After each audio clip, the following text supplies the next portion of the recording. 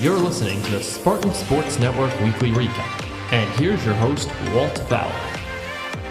And this is the weekly recap for the week ending October 21st. We start on the pitch. Exciting week for men's and women's soccer, though it didn't start out great for either squad. On Wednesday, the men's team lost at LIU Post 4-1. That loss snapped their 6-game winning streak. Lachlan Wilkinson with the lone goal in that game for the Spartans, his 4th of the season. That dropped the men to 9-3-1 overall and 5-2 in conference play. But they came back Saturday on Senior Day, winning versus the University of District Columbia 2-1 in overtime. A thrilling win.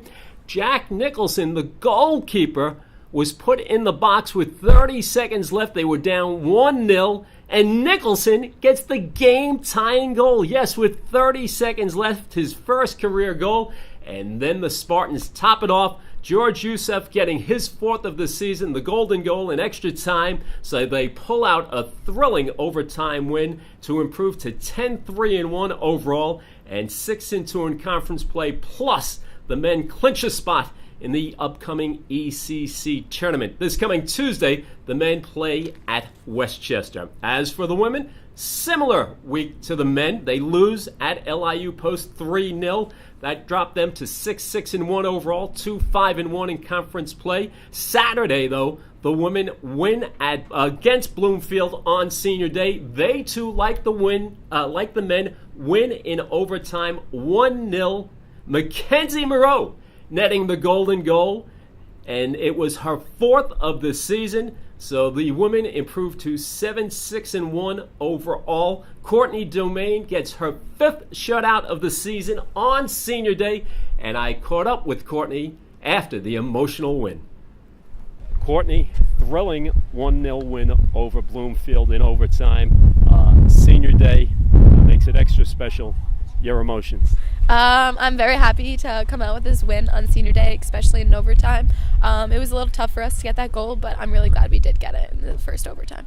And then a video honoring the seniors, yourself included, here at the team meeting room.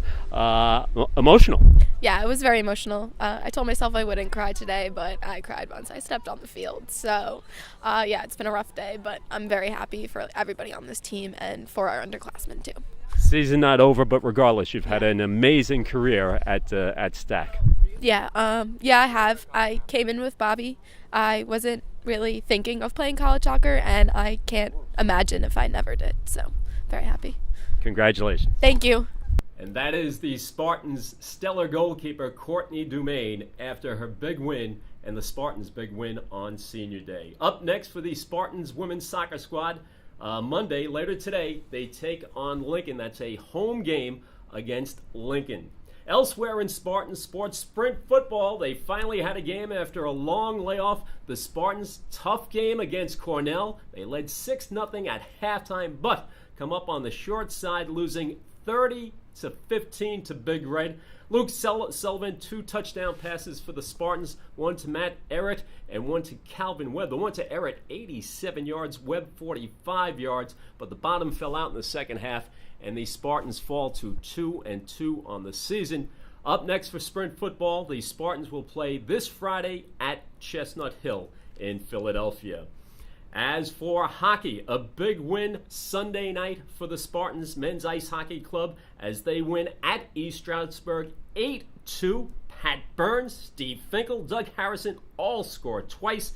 Tyler Brooks and Giancarlo Di Lorenzo also score for the Spartans. How about Sean Benson? He did not score, but 5 assists for Benson.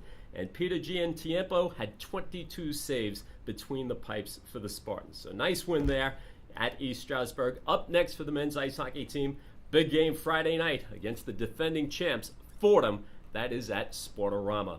As for cross country at the Hudson Valley Invitational, the Spartans men's team comes in first out of 8 teams. The women play second out of 7. So now they have time to rest up for the ECC tournament, which comes in 2 weeks. That's November 3rd, the ECC championships at Rochester for both the men's and women's cross country teams. In golf team capped off a fall season in style They tied for first with the College of Charleston at the California University of Pennsylvania Vulcan Invitational that was held in Greensburg, PA. And how about Jake Yarmolowitz, his top individual scorer of his career, his first career victory, as he put together rounds of 69 and 76 for a 2-round total of 145, the top individual scorer in the Invitational. Congratulations to Jake Yarmolowitz. Field hockey. The field hockey team comes up on the short side at Malloy this past Saturday, losing 2-1. The lone goal, Brianna Thorne, who's having an outstanding season. Thorne with 8 goals on the year for the Spartans field hockey squad. Field hockey falls to 4-12 overall. And up next Tuesday, they are at Adelphi. Women's triathlon. Well, the East Regional Qualifier at Huddleston, Virginia. A top 5 finish for the Spartans in Division II, which means they qualify for the national championships. Congratulations to George Arazo, the coach, and the women's triathlon team. In November 4th in Tempe, Arizona, that's where the national championships will be held. And how about sophomore Mary Driscoll was the top finisher among the women's triathletes with her time of 1 hour, 20 minutes, and 47 seconds.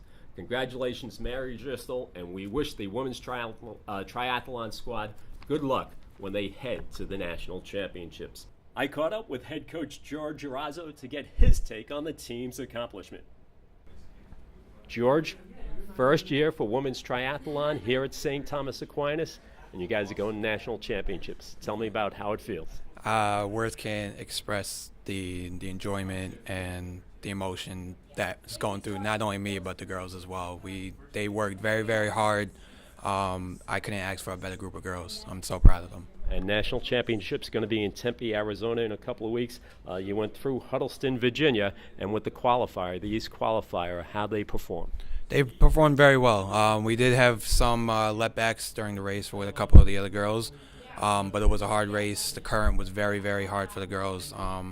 But, they fought through it, and, we slid it right into that 5th spot. So it was great. It was great.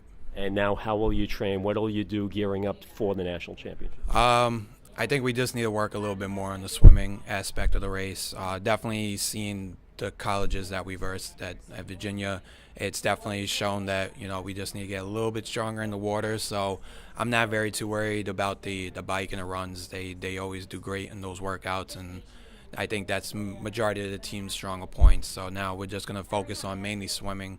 So we're going to try and get that a little bit done in this week. Well, congratulations and good luck at the national championship. Thank you very much. In women's tennis this past week, the women's squad won at Kutztown 5-2. Their record now 4-8 overall, 2-5 in conference play. Their match against New Haven was postponed this past Friday. Up next for women's tennis, they're home against East Stroudsburg. That is Tuesday, and that is senior day for women's tennis. And in esports, another tournament for the esports squad as they went 3-5 over the weekend. The 3 wins. They beat Stony Brook in Fortnite 2-0. They beat Queens University in League of Legends 2-0. And then the esports squad defeated Missouri Baptist in Fortnite 2-0. That wraps up our weekly recap for the week ending on October 21st. I'm Walt Fowler, and this is the Spartan Sports Network.